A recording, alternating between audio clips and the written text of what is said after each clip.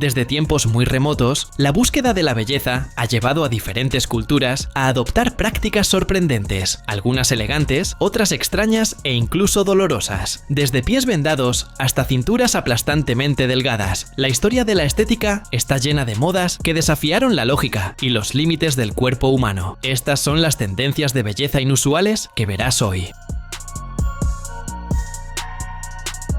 La práctica de teñir los dientes de negro, conocida como ohaguro, fue una tradición japonesa que consistía en aplicar una solución de limaduras de hierro y vinagre en los dientes, obteniendo una coloración negra. Esta personalización estética fue especialmente popular entre los periodos Heian y Edo, aproximadamente desde el siglo X hasta el siglo XIX, y se asoció con aspectos de belleza, estatus social y salud bucal. El ohaguro surgió en la aristocracia japonesa y luego se extendió a diversos estratos sociales.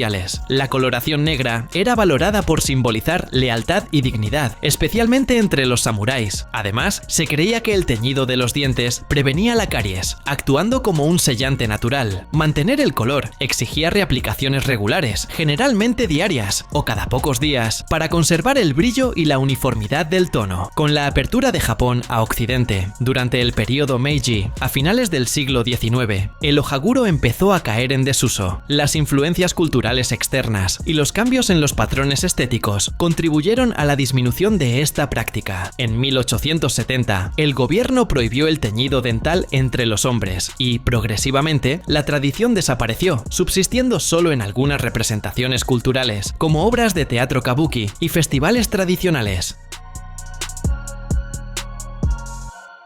El pie de loto fue una práctica tradicional china que consistía en vendar los pies de las niñas desde la infancia para impedir su crecimiento natural, con el fin de lograr un tamaño y una forma considerados estéticamente deseables. Esta tradición comenzó alrededor del siglo X, durante la dinastía Tang, y se volvió muy difundida en la sociedad china a lo largo de los siglos siguientes. Se cree que la práctica surgió entre bailarinas de élite chinas, quienes deseaban pies pequeños para destacar en las cortes imperiales. Con el tiempo, la idea de que los pies pequeños eran sinónimo de belleza y estatus social se extendió a todas las clases sociales. Las mujeres con los pies vendados eran vistas como más refinadas y atractivas, y esta característica era esencial para un buen matrimonio. El proceso de vendado empezaba alrededor de los 4 años de edad. Los pies de las niñas se sumergían en agua tibia y los dedos se doblaban hacia la planta, siendo luego fuertemente vendados para impedir su crecimiento. Este procedimiento causaba dolores intensos y a menudo resultaba en fracturas de los huesos de los pies. Con los años, los pies adquirían una forma curvada y puntiaguda, conocida como capullo de loto, y la longitud ideal variaba entre 8 y 10 centímetros. Además de las deformaciones estéticas, el vendado de los pies causaba graves complicaciones de salud, como dificultades de locomoción,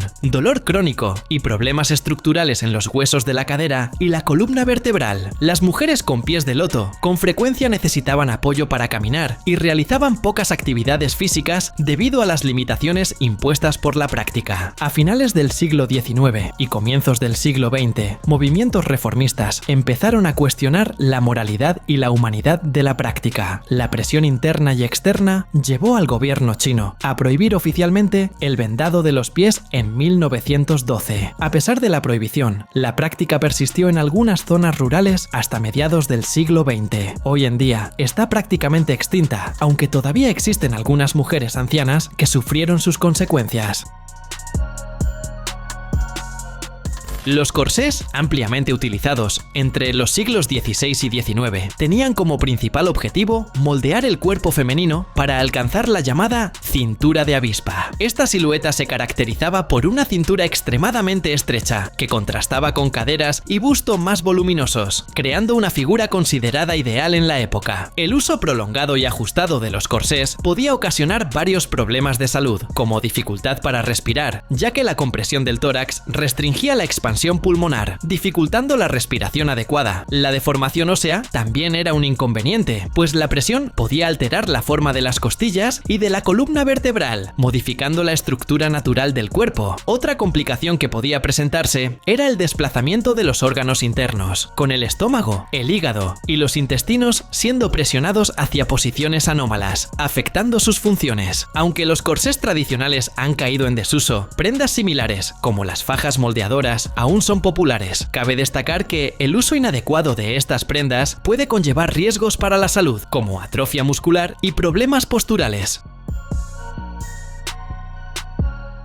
Los Himba son un grupo étnico seminómada que habita el norte de Namibia y partes de Angola, reconocidos por sus tradiciones culturales únicas, especialmente los distintos peinados que tienen significados profundos relacionados con la edad, el estado civil y el estatus social. Las niñas Himba comienzan su vida con la cabeza rapada o con pequeñas trenzas. A medida que crecen, empiezan a llevar dos trenzas dirigidas hacia adelante, llamadas ozondato, que simbolizan su juventud y soltería. Al llegar a la pubertad, las muchachas pasan a usar varias trenzas finas cubiertas con otjice, una mezcla de grasa animal y ocre rojo, que caen sobre el rostro, indicando que están en edad de casarse. Después del matrimonio o del nacimiento del primer hijo, las mujeres adoptan el herembe, un adorno hecho de cuero de vaca colocado en la parte superior de la cabeza, y sus trenzas se peinan hacia atrás, simbolizando su nueva posición en la comunidad. En cambio, los chicos más jóvenes suelen llevar una única trenza llamada ondato, colocada en la parte posterior de la cabeza, indicando que están en edad de casarse, y tras el matrimonio pasan a usar un turbante o un paño que cubre la cabeza, bajo el cual el cabello se mantiene corto o rapado. Como se mencionó antes, el otjice es una pasta elaborada con grasa animal mezclada con ocre rojo, aplicada tanto en la piel como en el cabello. Además de proporcionar protección contra el clima árido y los insectos, da a la piel un tono rojizo, que se valora estéticamente y simboliza la conexión con la tierra y la vida. La cultura del disco labial es una práctica tradicional del pueblo Mursi, un grupo étnico que habita la región del Valle del Río Omo, en el suroeste de Etiopía. Esta tradición implica la inserción de discos de madera o arcilla en el labio inferior, considerada un símbolo de belleza, estatus social e identidad cultural. Se cree que la práctica del disco labial tiene orígenes muy antiguos, con evidencias arqueológicas que indican su presencia desde 8700 a.C. Para las mujeres Mursi, el uso del disco labial, conocido localmente como botoque, representa no solo la belleza femenina, sino también la fertilidad y la preparación para el matrimonio. El tamaño del disco se asocia con la importancia social y económica de la familia de la joven, funcionando como una especie de tarjeta de identidad tribal. La inserción del disco labial suele ocurrir entre los 15 y los 18 años, algunos meses antes del matrimonio. El proceso inicia con una incisión de 1 a 2 centímetros en el labio inferior, realizada por la madre o una pariente cercana. Tras la cicatrización, se introduce un pequeño disco de madera, que se sustituye gradualmente por discos de mayor tamaño con el paso del tiempo. El tamaño final del disco puede variar entre 8 y 20 centímetros de diámetro, dependiendo de las preferencias personales y la tradición familiar. Aunque para los Mursi el disco labial sea un símbolo de orgullo e identidad, para observadores externos como nosotros, puede parecer una forma de modificación corporal extrema y bastante extraña. Esta diferencia de percepción genera discusiones sobre la práctica, donde algunos defienden la preservación cultural y otros la consideran algo extrema. En el antiguo Egipto, las pelucas eran muy utilizadas tanto por hombres como por mujeres, cumpliendo fines prácticos y estéticos. Debido al clima cálido y a la prevalencia de piojos, los egipcios a menudo se afeitaban la cabeza para mantener la higiene y la comodidad. Las pelucas, confeccionadas con cabello humano, lana o fibras vegetales, se usaban entonces para proteger el cuero cabelludo y como accesorios de moda. Además de su función práctica, las pelucas también eran símbolos de estatus social y riqueza. Faraones, nobles y sacerdotes llevaban pelucas elaboradas para demostrar su posición privilegiada. Estas pelucas variaban en complejidad y estilo, desde modelos más sencillos hasta aquellos adornados con trenzas, flequillos y capas que podían llegar a los hombros o incluso sobrepasarlos. Las pelucas también desempeñaban un papel importante en ceremonias religiosas y festividades. Los sacerdotes, por ejemplo, se afeitaban todo el cuerpo, incluida la cabeza, como señal de purificación, y usaban pelucas específicas durante los rituales. La calidad y el estilo de la peluca podían indicar la devoción religiosa y la posición jerárquica dentro del templo. En resumen, las pelucas en el antiguo Egipto eran más que simples adornos, representaban un cruce entre higiene, moda, estatus social y religiosidad, reflejando la complejidad y la riqueza cultural de esta civilización que despierta tantas curiosidades. Los Masái son un grupo étnico seminómada situado principalmente en Kenia y en el norte de Tanzania, reconocidos por sus ricas tradiciones culturales, incluidos los distintivos adornos de oreja que tienen significados profundos relacionados con la identidad, la belleza y el estatus social. Tanto hombres como mujeres Masái participan en la práctica de agrandar los lóbulos de las orejas. Por lo general, el proceso comienza en la infancia o la adolescencia, donde se hacen pequeñas perforaciones en los lóbulos y con el tiempo se van agrandando de manera gradual, utilizando materiales como espinas, trozos de madera o piedras. Este agrandamiento permite el uso de ornamentos más grandes y elaborados. Los adornos de oreja, a menudo hechos con cuentas de colores, metales o materiales naturales, son más que simples decoraciones. Representan belleza, madurez y posición social dentro de la comunidad Masái. Las mujeres en particular llevan extensos trabajos de abalorios que cubren no solo las orejas, sino también el cuello y la cabeza, simbolizando elegancia y estatus. La práctica de agrandar las orejas y usar adornos elaborados son aspectos profundamente arraigados en la cultura Masái, reflejando valores estéticos y sociales que se han conservado a lo largo de generaciones. Estas costumbres continúan siendo una expresión vital de la identidad tribal, destacando la importancia de la tradición y la comunidad. A inicios del siglo XVIII, tanto en Inglaterra como en Francia, la piel pálida era sumamente valorada como símbolo de estatus social y belleza. Esta preferencia estética se asociaba con la nobleza y las clases altas, señal de que la persona no necesitaba trabajar al aire libre y, por ende, no se exponía al sol. Para lograr este aspecto, hombres y mujeres recurrían a diversos métodos, como el uso de cosméticos a base de plomo, aplicando polvos faciales que contenían plomo blanco para aclarar la piel. Sin embargo, esta práctica era peligrosa, ya que el plomo es altamente tóxico y podía causar graves problemas de salud. Algunas personas también utilizaban sanguijuelas detrás de las orejas para drenar sangre y conseguir una palidez natural. Incluso el mercurio se empleaba en ciertos cosméticos para aclarar la piel, pese a su toxicidad conocida. El uso de estos productos tóxicos frecuentemente derivaba en graves problemas de salud, como el envenenamiento por plomo y mercurio, que podía llevar a la muerte. Con el tiempo, especialmente hacia finales del siglo XVIII y comienzos del siglo XIX, comenzó a surgir una preferencia por una apariencia más natural, y la moda de la piel extremadamente pálida fue disminuyendo gradualmente. En la antigua Grecia, la monoceja se consideraba un rasgo de belleza e inteligencia. Las mujeres que no poseían las cejas naturalmente unidas recurrían a métodos artificiales para lograr este estándar estético. Una práctica común consistía en utilizar una pasta de carbón para oscurecer la región entre las cejas, creando la apariencia de una monoceja. Además, algunas mujeres empleaban apliques hechos con pelo de cabra para rellenar el espacio, simulando una monoceja natural. Estas prácticas reflejan los ideales estéticos de la época, cuando la monoceja simbolizaba no solo belleza, sino también virtud y pureza. La valoración de este atributo muestra cómo los estándares de belleza son construcciones culturales que varían considerablemente a lo largo del tiempo y entre diferentes sociedades. Durante la Edad Media y el Renacimiento, una frente alta se consideraba uno de los principales símbolos de belleza femenina en Europa. Este ideal estético llevaba a muchas mujeres a adoptar prácticas específicas para lograr esa apariencia. Para crear la ilusión de una frente más alta, las mujeres solían remover el cabello cercano a la línea frontal, arrancando los mechones o utilizando otros métodos de depilación. Además, era común depilar por completo las cejas, contribuyendo a la apariencia de una frente más alargada y despejada. Estos ideales de belleza se observan a menudo en las pinturas de la época. Por ejemplo, en el Retrato de una dama, de Roger van der Weyden, la modelo exhibe una frente alta y el cabello recogido hacia atrás, reflejando los estándares estéticos del periodo. Estas prácticas y estándares reflejan cómo los conceptos de belleza están influenciados por contextos históricos y culturales específicos, variando significativamente con el paso del tiempo.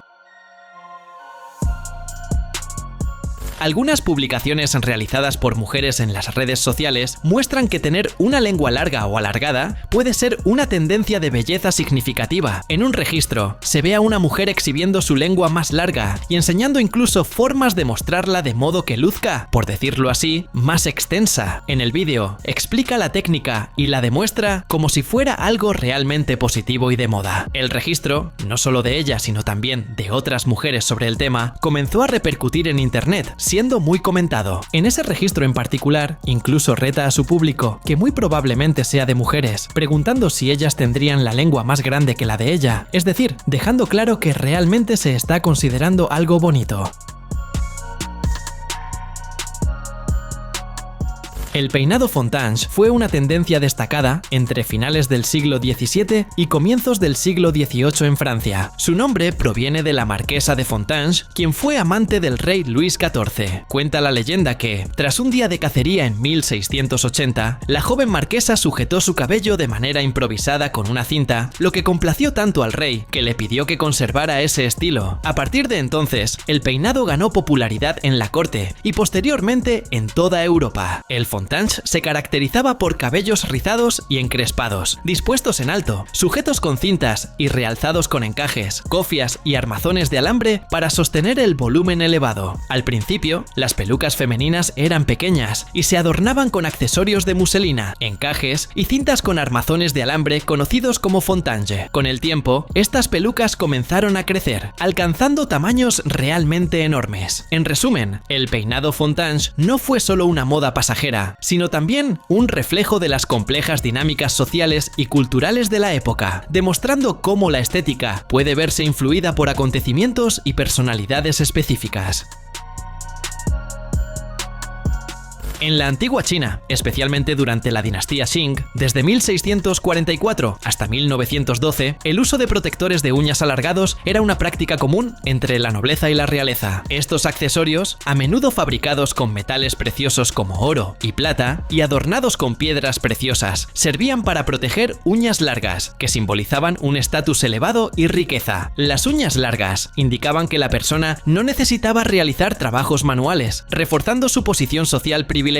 Los protectores de uñas no eran solo funcionales, sino también muy decorativos, reflejando el gusto estético y la sofisticación de sus usuarios. Se elaboraban con sumo cuidado y a menudo presentaban diseños intrincados, evidenciando la habilidad de los artesanos de la época. Además de su papel como indicadores de estatus social, estos protectores también tenían significados culturales y simbólicos. En la cultura tradicional china, la longitud y la apariencia de las uñas se consideraban reflejos del carácter y la identidad personal. Las uñas largas y bien cuidadas se asociaban con la nobleza y la elegancia, mientras que las uñas cortas se vinculaban frecuentemente con el trabajo manual y las clases sociales más bajas. Las pelucas voluminosas, conocidas como pelucas empolvadas, fueron un emblema de la moda europea entre los siglos XVII y XVIII. Estas pelucas a menudo se espolvoreaban con polvo blanco, otorgándoles un aspecto distintivo y sofisticado. Todo empezó con el rey Luis XIV, quien comenzó a usar pelucas para ocultar su calvicie prematura. Su adopción de este accesorio influyó en la nobleza francesa y, posteriormente, en otras cortes europeas a seguir esta moda. El rey Carlos II de Inglaterra también fue muy importante en esta tendencia, pues tras su exilio en Francia, regresó a Inglaterra en 1660, llevando consigo el uso de pelucas y ayudando a difundir el estilo en la sociedad inglesa. Al principio, las pelucas imitaban peinados naturales, pero con el tiempo se volvieron más voluminosas y elaboradas. En la década de 1680, las pelucas se dividían por la mitad, con rizos sueltos que caían sobre los hombros y la espalda. Para lograr el color blanco deseado y reducir el brillo del cabello, se espolvoreaban con polvo blanco, generalmente elaborado con harina o almidón de arroz. Así, llevar pelucas empolvadas se convirtió en un indicador de posición social elevada, riqueza e influencia. Un dato curioso es que, en Inglaterra, el uso de pelucas pasó a formar parte del atuendo oficial de jueces y abogados, una tradición que, en algunos casos, continúa hasta hoy.